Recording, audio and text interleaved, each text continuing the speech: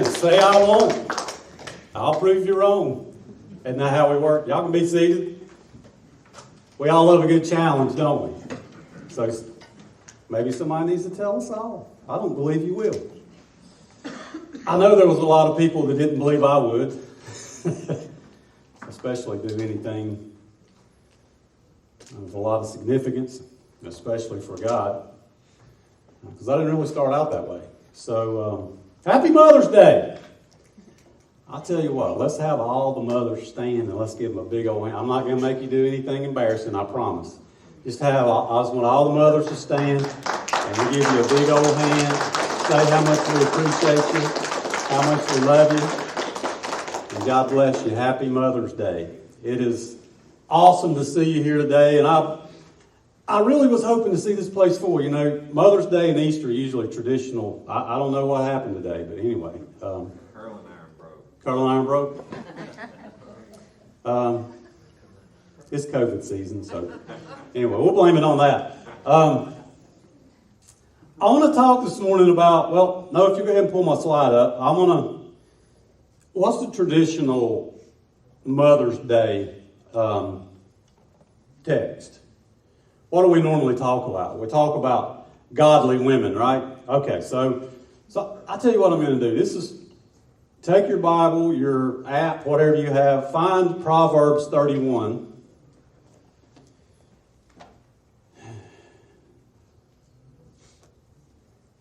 We're going to do something just a little bit different today, okay?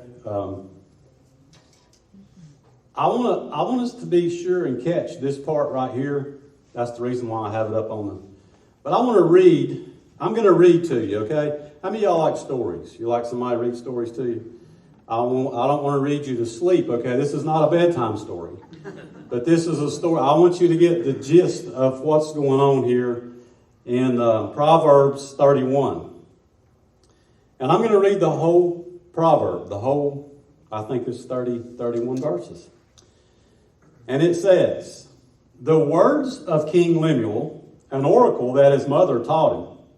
What are you doing, my son? What are you doing?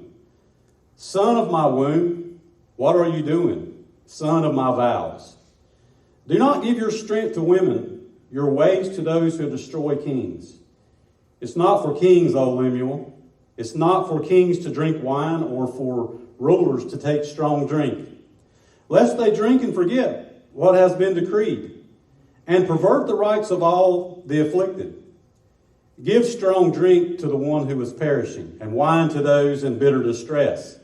Let them drink and forget their poverty, and remember their misery no more.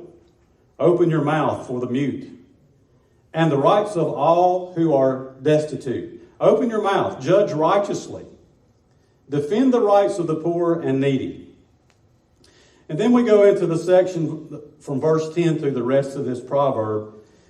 We know this as the Proverbs 31 woman, or the virtuous woman. And we're going to read it. And we're going to go back and talk about it just a little bit in a minute. But verse 10 says, "An excellent wife who can find? She is far more precious than jewels. The heart of her husband trusts in her, and he will have no lack of gain. She does him good and not harm all the days of her life. She seeks wool and flax and works with willing hands. She's like the ships of the merchant.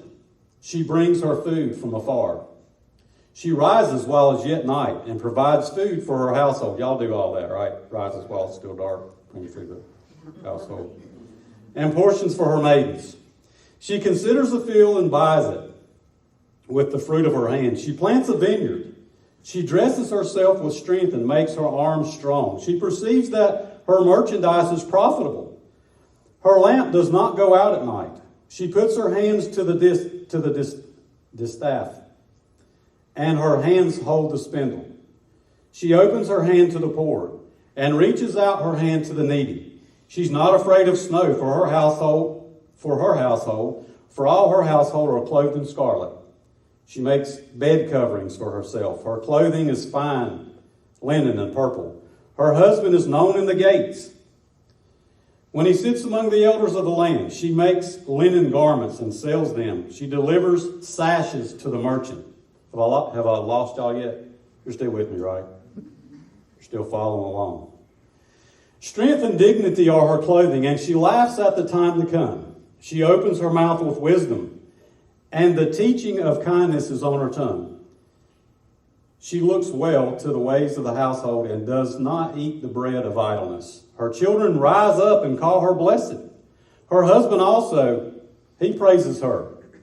Many women have done excellently, but you surpass them all. Charm is deceitful and beauty is vain. But a woman who fears the Lord is to be praised. Give her the fruit of her hands, and let her works praise her in the gate. All right, so on Mother's Day, traditionally pastors, well, myself anyway, I can't really say what other pastors do, but it seems like they do the same thing, produce a sermon based on the life of some godly biblical woman. A mother of unsoiled and unquestioned character, like maybe the mother of Jesus, right? Mary. Or maybe Jochebed, the mother of Moses. And over the years, I've preached a lot. I have strained to try to find different godly women, okay? A few years ago, I thought I just need to make up some godly women and start talking about those on Mother's Day. Sometimes we may talk about the mother of Timothy and the grandmother, Eunice and Lois. And many times we may give the mother's present, and I don't know about you, it made me cringe. I'm not even a woman or a mother, but when we start reading this whole laundry list of what this woman does and what she did, I'm like, whoa, she's all that in a bag of chips. So once we, get locked in on what's being said there, it's pretty easy to maybe make the mothers that are present have an inferiority complex, because we're probably I'm sitting there saying, I ain't getting up before daylight and cooking no breakfast. And there's just a lot of things in that text right there that may make people feel like they're less than. Or maybe send somebody on a guilt trip while we're trying to encourage. Mother's Day is a day we're supposed to be saying, thank you, mothers, for all that you do, and God bless you, and we really appreciate all the hard work. We appreciate the fact that you gave birth. That's a feat in itself. That's a miracle, is it not? We tend to forget moms did that for us. Every one of you, a mom did that for you. You didn't get here some other way. I don't think you did anyway, unless you were some alien or... anyway, you got a mom, or you at least had a mom who did that for you. And we tend to forget all the things that moms and dads do for us as children. So I reckon that Proverbs 31 has probably guilt-tripped more moms and women than probably any other text in the Bible. And like I said, it even makes me cringe. And I'm not even in the discussion. I'm not even in the equation. But if we look a little bit closer, and that's what I want to do, at this proverb, I don't think we'll ever look at it the same way that we did before again. Let's look at verse 1. That's why I had this put up here, my focal verse. It says the words of King Lemuel, an oracle that his mother taught him. Okay, so who's Lemuel? Does anybody know who Lemuel is? I know that some of you have probably studied Bathsheba and Lemuel, and I'm just going to go ahead and tell you. Hebrew tradition says that Lemuel is Solomon. Okay? King Solomon. Now we know that King Solomon, or Solomon, wrote some of the Proverbs. And the very first verse says, the words of King Lemuel, an oracle his mother taught him. So now if Lemuel is Solomon, who's his mother? What? Somebody's saying it. Bathsheba. is Solomon's mother. Wow. You know what? I've never preached a Mother's Day sermon on Bathsheba. Never. I mean, we've said a lot of things about Bathsheba. And that she was the virtuous mother is not one of them. But now I want us to look at this a little bit differently, because actually if you look at back in the Old Testament, you know, in Kings and all that, it doesn't really say she don't get to talk very much, does she? It appears that maybe she didn't have a lot of choice about some things that happened. So I want us to look at this maybe from a little bit different standpoint. I want to point out two things. This proverb is an oracle taught to King Lemuel by his mother. The proverb is not intended to shame or guilt anyone. This is a lesson. Any of you moms tell your sons things like, son, don't do this, don't do that. Whatever you do, stay away from that. Please don't ever do this. Well, that's all this is. This is a mother telling her son how to be wise. My mom told me all kinds of things. You know, she'd usually do it right before I go to school in the mornings. Don't take anything from strangers. Stay away from people you don't know. You know, that was before stranger danger. We didn't know what stranger danger was back in those days. As a matter of fact, you know, people my age, you know, we kind of like roamed around the community, right? We'd get on bicycles and ride all over the place, and nobody too much worried. Well, maybe they worried, but those kids, we didn't know anything about it. So we didn't understand that. But this is a mother, presumably Bathsheba, teaching her son a lesson. She says, son, listen. Hear this. This is a description of the woman that you should be looking for to be your wife. Moms, any of you pick out your sons' wives for them? Do you have your sights on somebody? Like, son, have you paid attention to this? You know, like I told you before, our marriage was an arranged marriage anyway. My dad and mom picked out Karen for me and sent me there. And my dad said, this is the one for you. It didn't really work that way. But it was pretty close. I'll tell you the story sometime, not today. But she said, this is a description. This is what, if you're looking for the woman of your dreams, the woman that you want to spend your life with, don't settle for anything less than perfection. Son, I want the best for you. I'm a dad. I couldn't tell you how many times I've said that. I just want the best for you. I want things to go well for you. You could ask Noah. I say that all the time.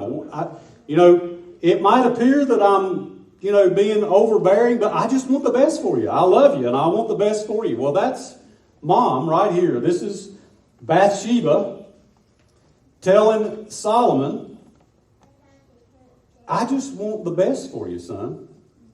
Now, Proverbs 31 probably gives us a little bit of insight into Bathsheba's life. Now, some of these things she learned, and some she learned the hard way. Now, we've heard all kinds of things about Bathsheba. I don't know that we really have concrete evidence about exactly what happened in the story, but 2 Samuel chapter 11, if you want to go back and read the story, you can read 2 Samuel chapter 11 and 12, I believe it is. It's the story of David, the king, and Bathsheba, the wife of Uriah the Hittite. Now, basically, David sees Bathsheba bathing from his rooftop, and he says, who is that woman? Now, there's some problems with that, and I don't have time to go in. We talked a little bit about this a few weeks ago. But David, if anybody was where they shouldn't have been, it was David. Because David was laying out of work. He just got his stimulus check, and he's like, I ain't going this week. I'm staying home. I'm going to hang out here at the house. David would, well, I guess he would have been the one sending the stimulus check, would he not? Because he was the king. Anyway, regardless, David was not where he was supposed to be. He was supposed to be with his men out doing battle. It was the time of the year that they went to battle. But David was not where he was supposed to be. So probably, now, Bathsheba's dad and her husband were very key, pivotal men, like the top-ranking men in David's army. So I don't know if David knew who she was before, but she knew who the king was, for sure, because everybody knew who the king was, right? So she knew what was customary. She knew that her husband was gone. He was with the men. He was out there doing men things. And that's where she probably assumed that David was. But regardless, you know, some people say that she was a seductress. She went out on wherever she was. You know, sometimes we think she was out on a roof. I don't know where she was. She might have been in a basement and David was peering at her through a window. I have no idea where she literally was. But wherever she was, she probably, according to Hebrew tradition, she probably was not like we would think that she was unclothed. She probably had on clothes. Because they literally bathed with some type of clothing on if they were outside. Okay, so you see where we're kind of going with this? Maybe things were a little bit different in this situation than what we thought. So David says, who is this woman? And they come and say, well, is this not Bathsheba? She's the husband of Uriah the Hittite. And David says, go get her. Second problem. First problem was he spent too long looking. Second problem is he didn't stop there. He sent. He said, guys, go get her. Bring her.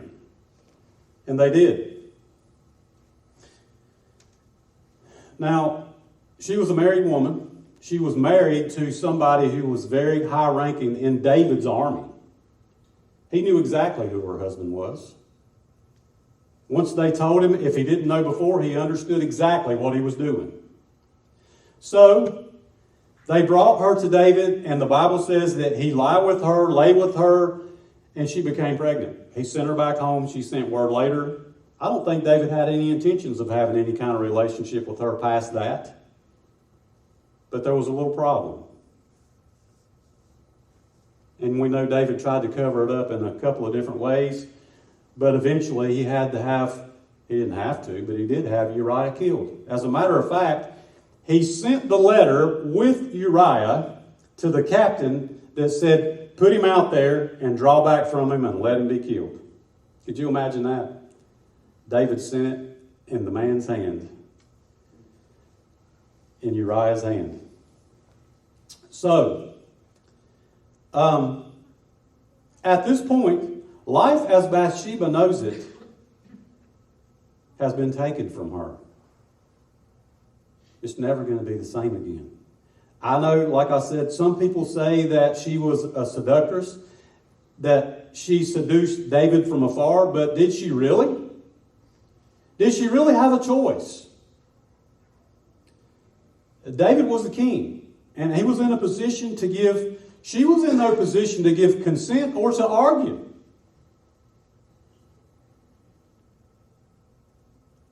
Ladies, guys, put yourself in the position of maybe Bathsheba. Maybe you could put yourself in the position of one of the men who went to get her. She didn't really have a choice. She could not argue with the king. She could have, but it probably wouldn't have ended well. So she probably was not in any kind of, she was basically kidnapped. And if you follow the thing on out and think about it,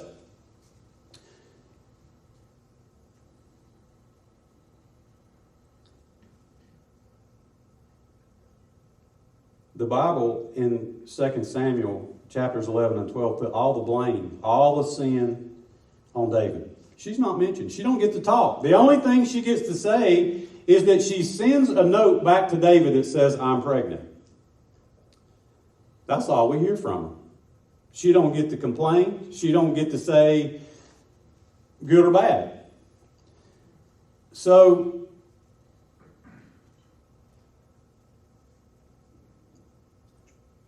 Bathsheba, look at it possibly this way. Bathsheba was kidnapped. She was raped.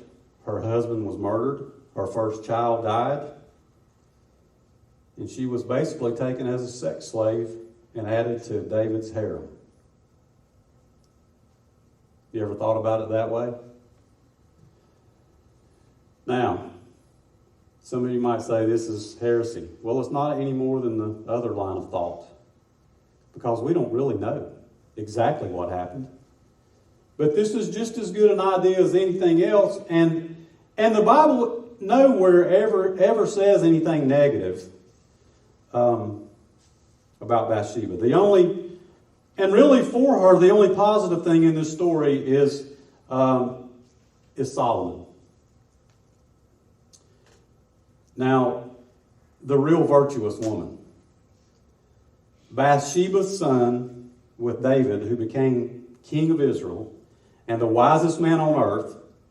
He had many other achievements as well. He was the writer of the Proverbs, some of the Proverbs, Ecclesiastes, the Song of Solomon, books of the Bible. Ladies, how would you like for your son to be? Maybe write some of the Bible, maybe 3 or 4 books of the Bible. Wouldn't you think that's a pretty good achievement?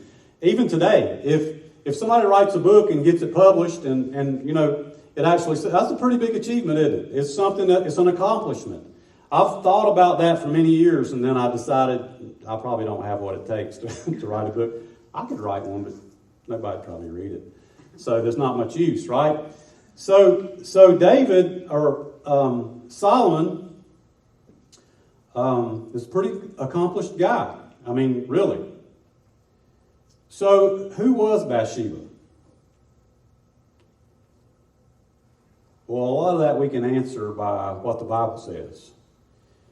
What the Bible says about her. The role she played in Solomon's life, and the fact that she became the great-great-grandmother. Now get this, if you don't hear anything else. Bathsheba became the great-great-grandmother of the Messiah.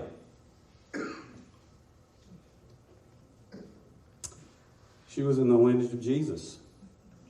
She's the great-great-grandmother. So, I think God probably picked out somebody that fit that responsibility.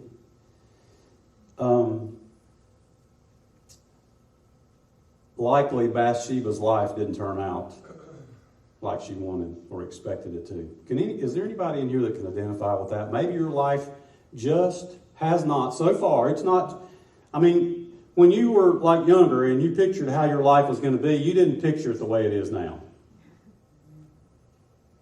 Most of us probably didn't picture it the way it is now, right? I mean, honestly, if we get honest, most of us probably, there's been some turns and some twists.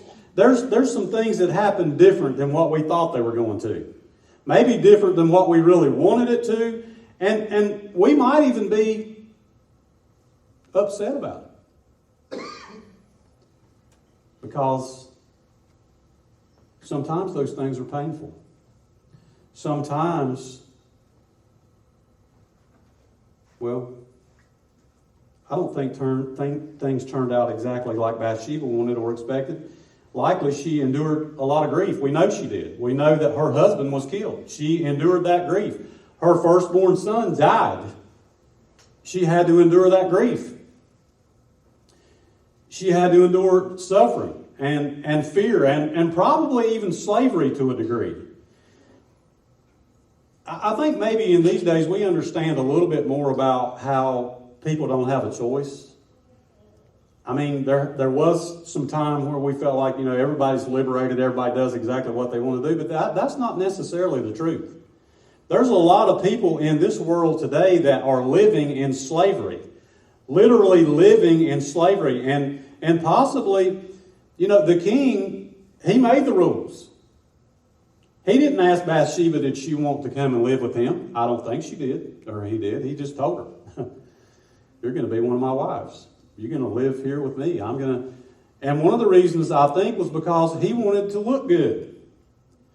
Wow, her husband was killed in battle, and the king took her in and took care of her. So things didn't necessarily turn out the way that Bathsheba wanted, but Bathsheba did what all good, godly mothers do. They do what they can today. Moms, you ever feel overwhelmed? Like, good night, how am I going to get done today what I need to do? I got 47 loads of laundry, 3 meals to cook, the house is a wreck, I got to mow the grass, I've got to manicure the rose garden, I've got all these.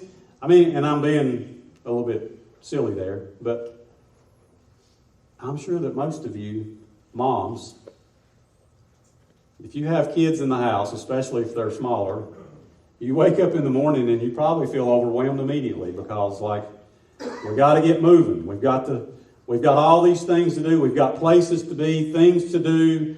We're already behind. I should have done this yesterday. You ever do that? You ever feel angry at yourself for procrastinating, like not doing yesterday what you should have done, never put off till tomorrow what you can do today, all that kind of stuff. And that all that does is just make you more tired, right? You're like, oh, goodness, just can't get enough done. Well, I think that Bathsheba did exactly what most godly mothers did or do. She did what she could that day to make things better. And I think that she understood that you never quit or give up on God or goodness. You never give up on God or goodness. Because we're tempted sometimes, and if life actually worked out for Bathsheba the way I painted the picture just now, a lot of people would be resentful. They'd be downright angry. As a matter of fact, they'd probably be angry at God, saying, God, why would you let this happen in my life? Why? I don't understand, God. I've done all the things that you asked me to do. And this is what I get.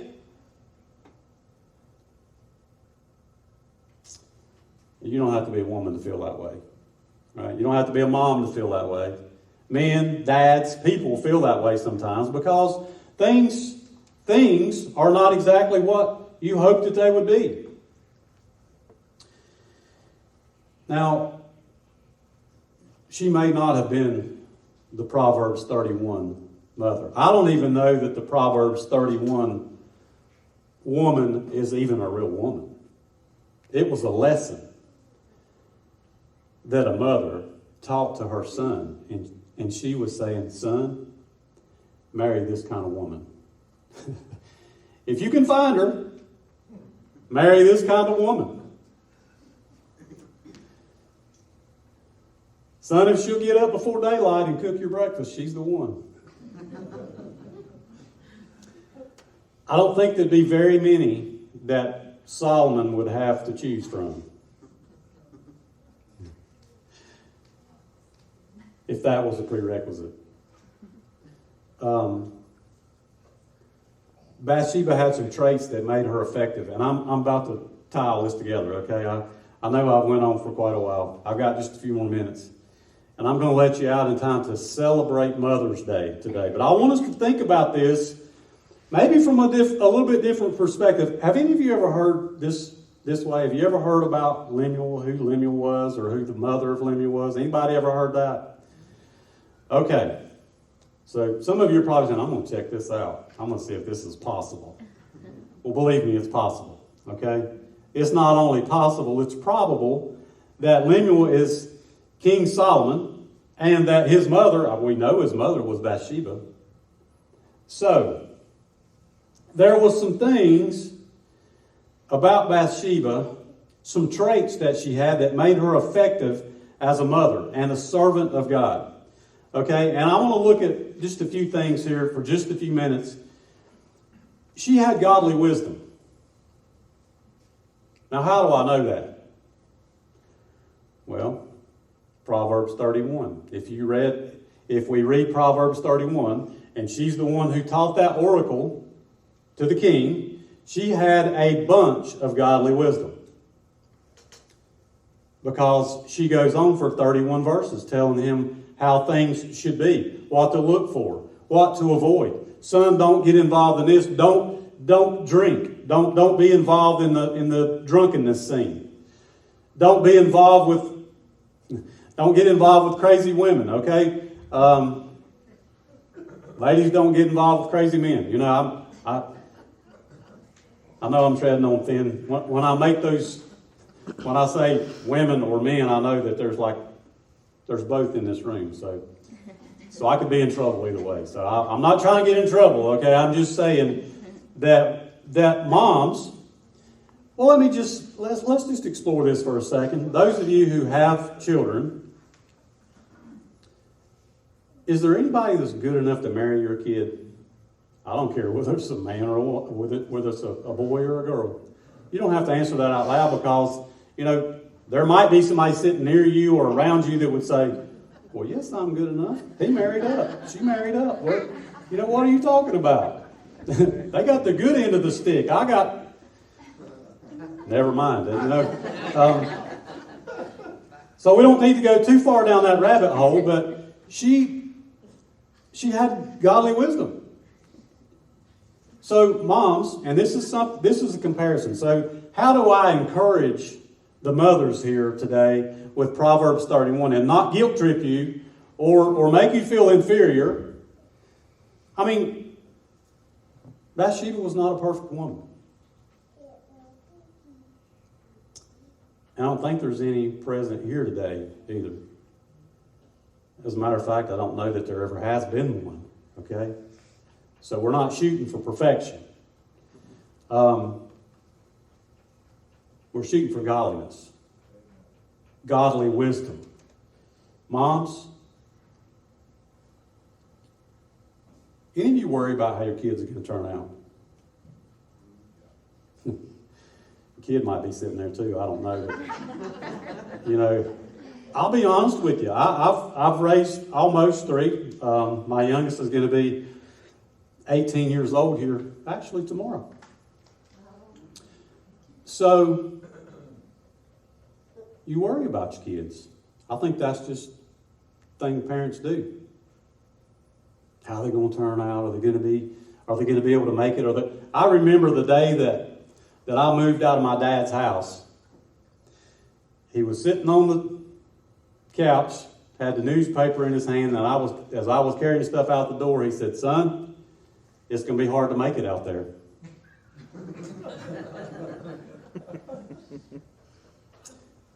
And you know, I was born late in my parents' life, and actually, Karen and I lived with him for 4 months. So, what he was saying in his way was, maybe you should stay a little bit longer.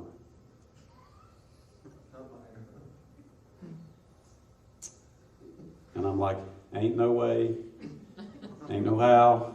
Not that it was a bad situation, but, you know, when you're all of 17 years old and you know everything, it's time to go. It's time to get out of the house and go make it on your own. Was I even 7? Yeah, I was 17. She was 16. And we knew it all. We had it all figured out. And that's been 43 years ago. We faked it a lot. We faked it till we ain't made it yet, but we faked, you know what the saying is, you fake it till you make it. But moms, godly wisdom. If you want to pass something to your kids, maybe you should make your kids read Proverbs 31 today. Maybe you should make them read it to you and say, look, son, look, daughter, this is some godly wisdom I want to impart to you. I don't know how well that would go over, but teach your kids righteousness. Teach your kids godliness, goodness. And I know that that's not popular today. If you look around and you see what's popular, it's not godliness. It's not goodness. It's not righteousness. As a matter of fact, it's on the ragged edge. It's on the edge of being godless and unrighteous. Our world has flipped everything upside down, and I'm not trying to get negative with this, but I do want to make the point that moms, even though you might feel inferior when you read Proverbs 31, you still have the opportunity as mom to pass on some godly wisdom. Even if life hasn't been particularly fair to you. Right? Sometimes we withdraw and say, okay, life dealt me a whole truckload of lemons. I don't have a whole lot to say. I'm just going to retreat. Bathsheba could have done that. Because, like I said, life probably didn't go exactly like she thought it was going to. For all we know, and as much as the Bible says, she was perfectly happy married to Uriah the Hittite. And all that was taken away from her. She was made to live a life that she didn't choose. And some of you might have had the same situation. You might be sitting there today and saying, this is not what I chose. As a matter of fact, this is totally foreign to what I wanted. I don't even understand how we got to here. And I'm sure that she probably said that many times. Now, granted, she did live in the king's palace. But you know what? You can be a captive in the king's palace. You can be living at the king's house and things still are not behind closed doors. Nobody knows what happens. You know, you could go to the nicest looking house in the neighborhood and you might look at it and say, only nice things happen behind those doors. And would that be true? Not necessarily. So, moms, you can, even though maybe life didn't turn out exactly like you thought it would, you can still impart godly wisdom. Do what you can to fix it for others. I think that's really what our purpose is. As Jesus followers, as Christians, I think our purpose is to try our best to fix it for somebody else. Now, we can never fix everything for everybody. But what we can do, and you know what? We can start at home. You can impart some godly wisdom to those kids. Amen. Especially those that are living in under the same roof that you are living under. You can impart it to those that don't. They might not listen. They might not listen when they're living under your roof. Because think about it. Did you always listen to what your parents said? Mm-hmm. I know I didn't listen to, I always listened to what my parents said. I didn't say it out loud because that wouldn't have worked very well. But under my breath, I'm like, when I get 17, I'm moving out. And some of you might have had similar circumstances. You know, the era that I came from, you didn't talk back to your parents. You did, at least you did what appeared to be what they said.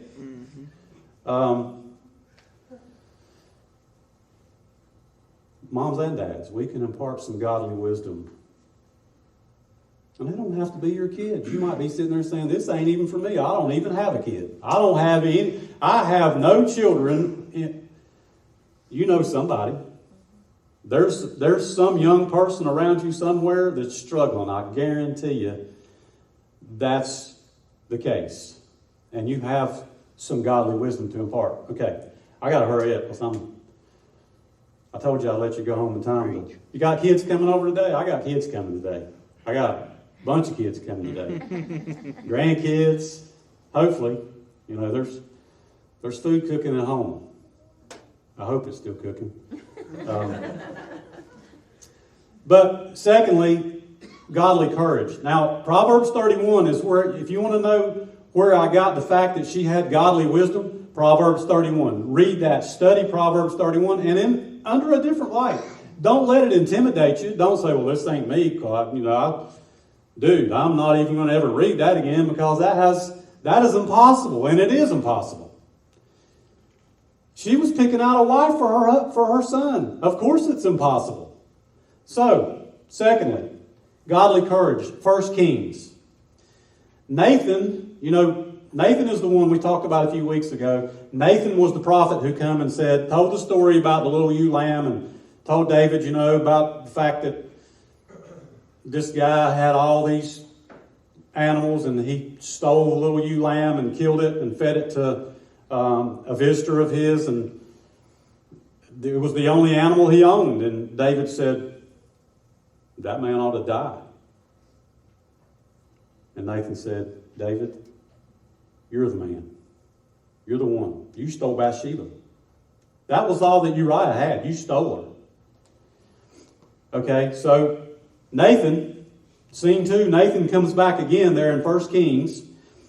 And he comes on the scene with Bathsheba. And Nathan reminds Bathsheba, okay, David made some promises, and David's getting old. He's kind of like senile. He's not really thinking like really good. He's basically, well, his son Adonijah has basically taken over the throne. He's there illegally. David didn't put him there. He just took it. Okay? We could talk about that for a while, but we won't. His son just took the throne. And Nathan goes and he gets with Bathsheba and he reminds her that God chose who? God chose Solomon. He was God's choice for king, not Adonijah. That was so. Nathan goes back again with his godly wisdom, and he says, "Okay, Bathsheba, we got to go talk to David." Which was, who knew what David was going to do? I mean, I don't know that he was senile, but he wasn't making a lot of really good choices at this point. So Bathsheba and Nathan go to David and said, "Okay, we want to remind you that you said that Solomon was going to be king and Adonijah has taken over. We just want to know if you know that." So David does step up, and he does the right thing. Of course, Solomon becomes king. But it took some courage. It took some courage for Bathsheba. She could have said, "Nope, I ain't getting involved in that." And some people would say, well, it would have been just as dangerous for her if Adonijah had stayed king. They probably would have been killed anyway. Bathsheba and Solomon probably wouldn't have lived through it. But she had enough courage that she went and did the right thing. And even for such a time as this, ladies, you may not be the Proverbs 31, but you have some godly wisdom. And I know that all of you can stir up some godly courage that's found there in 1 Kings. And I know that a lot of you could stand up and say, "I'm going to do it." Say, "I won't." Amen. Right, Jim? Right. Say, "I won't." Just say, "I won't." I'll prove you wrong. Say, "I won't." I've got the courage to do the right thing. Moms, it's hard to do the right thing sometimes. It's really hard to do the right thing. It's easier to just let it go. It's easier to just let whatever happens, happens. It's easier to keep your mouth shut and step back and say, "Okay, I know this is not right, but what can I do?" As a matter of fact, I'll get in trouble. I don't want to be involved. You ever done that before? I have. I've said, "Dude, this thing is not worth me getting dirty over. I know it's wrong. Shouldn't happen that way, but I'm not getting involved in it."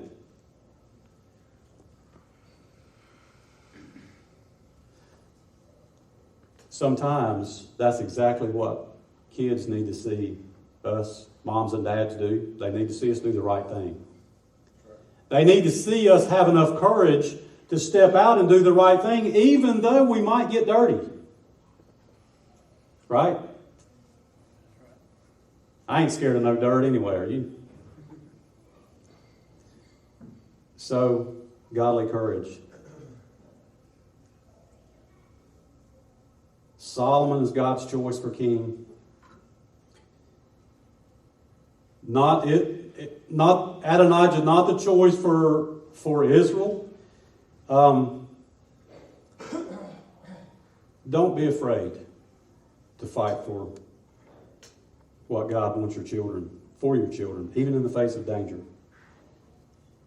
Now I know that when it comes to kids, most moms they'll fight a grizzly bear. I mean, I know that's true. I ain't getting between no kid and their mom, I can tell you that right now. Because I know that's a dangerous zone. But sometimes we need to be reminded that we need to reach down in there and find that courage to say, okay, even though maybe we've made a choice, maybe we've made the wrong choice, and sometimes we might have to go to our kids and admit that we're wrong. I made a mistake. I messed up. That takes courage too, doesn't it? Mm-hmm. Come on, we're going the right way. Yeah. We're going to change our course. We're going to get to where we need to be. So godly wisdom, godly courage, godly character. Mothers are those who won't give up on their kids or stop displaying God's purpose and plan, even in the face of opposition and suffering.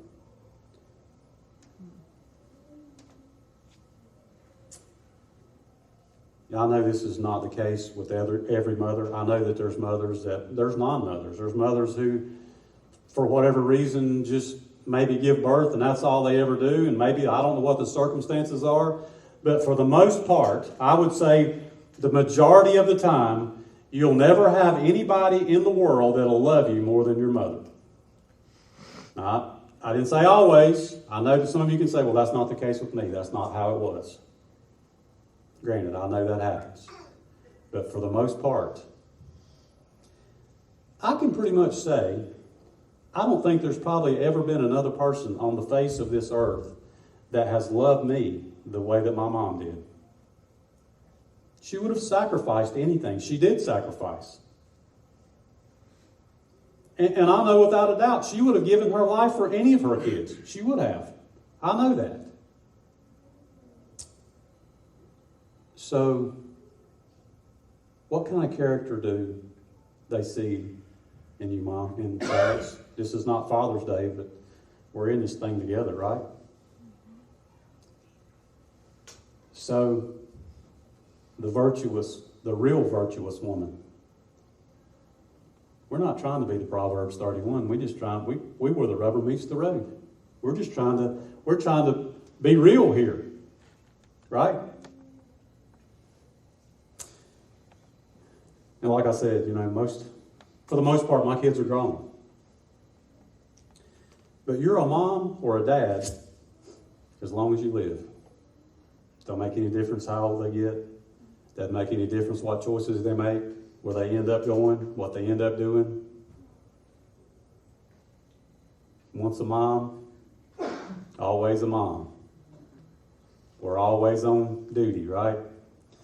So, the real virtuous woman. Godly wisdom, godly courage, godly character. And I believe that Bathsheba displayed all these, even though we might have had the wrong idea about her. Sometimes people have the wrong idea about us. There might be people looking at us and saying, you know what, it doesn't matter. It doesn't matter what people think. God knows. So, I want to encourage you, moms, this is for moms, display that godly wisdom. Impart that godly wisdom. Godly courage. Don't be afraid. Don't be afraid to serve God. Don't be afraid to stand up and say, yes, I'm a Jesus follower. Yes, I want righteousness and godliness and goodness. I know that all of us have character flaws, every one of us. Newsflash, even me. Maybe especially me. Just because I'm standing up here and you're sitting back there doesn't mean that, I say this all the time, I put my pants on. Well, I don't know exactly how you do it, if you do one leg at a time, if you sit down, or how you do it, but we don't do it both legs at a time unless we sit down, right? I'm no different than you are. Just because God placed a call on my life, He's placed a call on your life too. Your call may be more significant than mine. And you might say, well, I'm never going to stand up and talk to people like that. You don't have to. Your position might be to be that godly mother. It might be your position to be that godly dad. So anyway, Proverbs 31. The words of King Lemuel, an oracle that his mother taught him. The real virtuous mother. Will the real virtuous mother please stand up? I want to encourage you, ladies. Be that. Be that mother that God called you to be. Don't worry about what people think. Just do it. In just a minute, we're going to have Jim's going to come and sing and do our closing song. We're going to have an opportunity to make decisions and choices. Opportunity to come to this altar. Opportunity to pray. Might be a good opportunity for you just to go hug your mom if she's here. I don't know. Just do whatever God says do. Okay? If she's not here, go hug her when you can. Because there's going to be a day sometime when you won't be able to hug her. And you'll wish you had. So let's do that now. Okay? Let's go to the Lord in prayer. Heavenly Father, I ask you today, Lord, that you would just richly bless the mothers that are in this place. I know that motherhood is a hard, sometimes thankless position. And Lord, you only entrusted it to those who are strong enough to handle it, I believe. I know that there's a lot of failure as parents, moms and dads. But you knew what you were doing when you created women. Their mindset, the way that they think, the way that they love. And so, Lord, I pray that you bless all the moms. Those that are present here. Lord, I pray that you bless all the women. They may not even have children. But as we look at Proverbs 31, they have an opportunity. Even though they may not have given birth, they have an opportunity to impart wisdom and character into somebody's life. And so, Lord, as we close this service today, I pray that you would bless all these moms, bless these women. Lord, give us your insight, Lord, into how we're supposed to live our lives day to day. And Father, even though it's not Father's Day yet, I pray that you help us as dads, that we step up and be the men that we're supposed to be. In Jesus' name we pray. Amen.